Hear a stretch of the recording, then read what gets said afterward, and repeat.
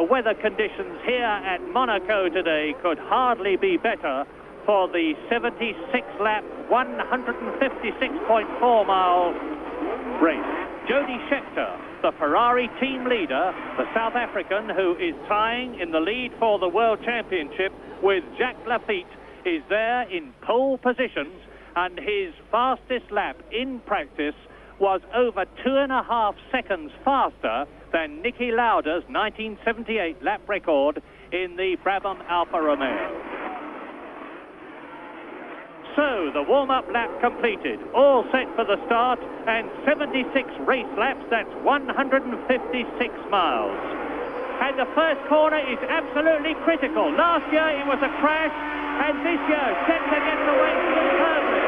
And on the inside, too, is Patrick Depailler. It's Scheckter, Lauda, Villeneuve. It's Laffite and Depailler, and it looks as though they are all, this time, safely round Saint-Devote on lap 1. Yes, indeed they are. Up the hill into the Casino Square. Jody Scheckter in the Ferrari, leading from Niki Lauda and Gilles Villeneuve.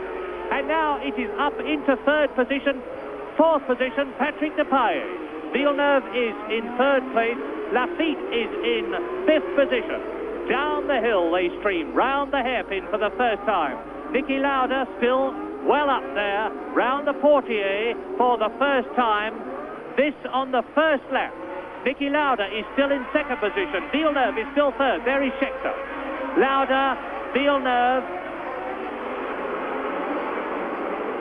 Round the Rasquet we go with Larac Gas we go with Niki Lauda. The gasworks. Lap 1 completed. And it is Scheckter.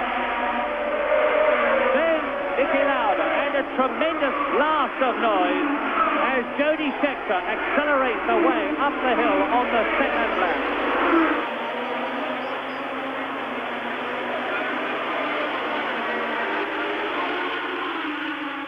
And we're looking at Niki Lauda, followed by Villeneuve, followed by Depailler and Laffite. 2 laps completed, and they're streaming through. And now Villeneuve is challenging for second place at Saint-Devote, and he takes it. So Ferrari's first and second. Villeneuve, the French-Canadian, number 12, with the new engine in his car because the previous engine blew up in the warm-up session just before the race, has forced his way through into second place ahead of Niki Lauda, the man who was second last year, second the year before. Number 5 there, Niki Lauda now in third place. And will Villeneuve try to catch up Jody Scheckter, his team leader, because there are no holds barred between the two Ferrari men. There are no team orders. Niki Lauda still in third position on lap 3. As Villeneuve sprints away up the hill, and the two Ferraris would seem to have it made already, because Villeneuve, having got past Niki Lauda, is now pulling right away from him.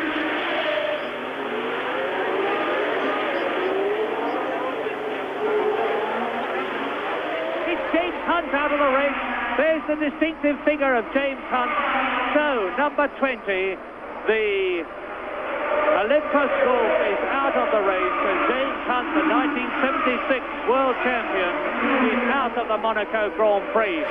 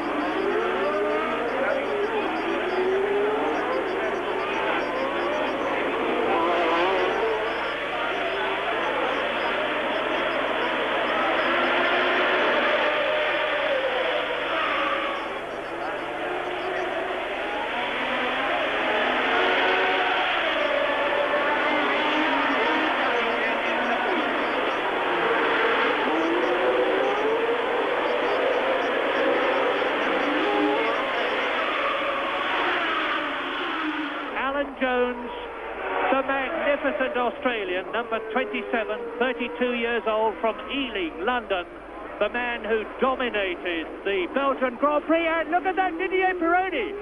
That's Pironi climbing up on the back of Lauda's Brabham, and Pironi looks to be perfectly all right. And that passing manoeuvre was at the Mirabeau, where lap after lap he had tried to get past Niki Lauda, and lap after lap Niki Lauda had justifiably refused to give way. And now watch Pironi.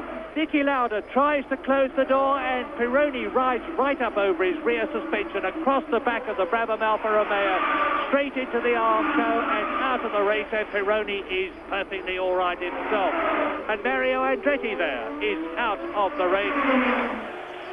And it looks as though perhaps a marshal has been hurt. I noticed one flinging himself to the ground. And so, all of a sudden, the 1979 Monaco Grand Prix is transformed. Jody Scheckter still leads. Gilles Villeneuve is still second. But now, up into third position has gone Alan Jones.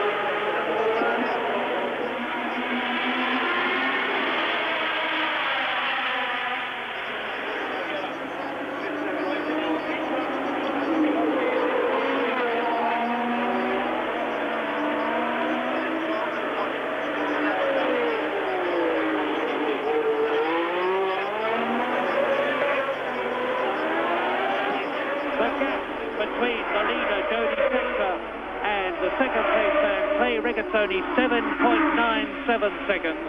So Jody Scheckter is holding a constant lead over Clay Regazzoni, and John Watson is in sixth position now. John Watson has been passed by Patrick Depailler, the Frenchman, Regazzoni, Reutemann third, and there is Patrick Depailler, who has got ahead of Piquet. So Patrick Depailler is up into fourth position, John Watson is up into fifth place, and Nelson Piquet is missing. And Piquet's trouble was obviously on the approach to or in the tunnel itself. Maybe Piquet's nausea has overcome him in the closing stages of the race. If so, that will be truly tragic. Jody Scheckter out of Casino Square on lap 72 in the closing stages of the 37th Monaco Grand Prix, the race's 50th anniversary, leading Regazzoni by a diminishing time, 5.25 seconds. Reutemann third, number 2 in the Lotus 79. Patrick Depailler fourth in the Ligier Gitan, and Depailler went from 4th to 14th on lap 19 and has now fought his way back to 4th position as they complete lap 72. Regazzoni is driving the race of his 39-year-old life. And Reutemann and Depailler are just as close for third as these two are for first in an electrifying Monaco Grand Prix. Regazzoni last won a Grand Prix, and he's won 5 in a Ferrari when he won the 1976 US Grand Prix West, and they're starting the last lap. And the crowd is understandably going mad with excitement. There's the 1 lap signal. That means 1 lap to go. Scheckter is driving a very dangerously cool race. But he knows that if he holds the racing line, Regazzoni is not going to be able to get past him, and Depailler is missing. Patrick Depailler missing on the start of the last lap. Jody Scheckter down to the Mirabeau for the last time, and Brigatoni challenging into the Tabac for the last time, to the swimming pool, and Jody Scheckter must now win, because it is going to be impossible, I think, or is it? This is fantastic motor racing. Jody Scheckter down to the La Rascasse for the last time. And if he just holds it, he's going to win by about a fifth of a second, if that. Jody Scheckter is going to win. And he does so by the closest of margins for a very, very long time. Carlos Reutemann is third, and John Watson does finish in fourth position, and the last competitor not to have been lapped by a magnificent Jody Scheckter, who I do believe, after all, was pacing himself.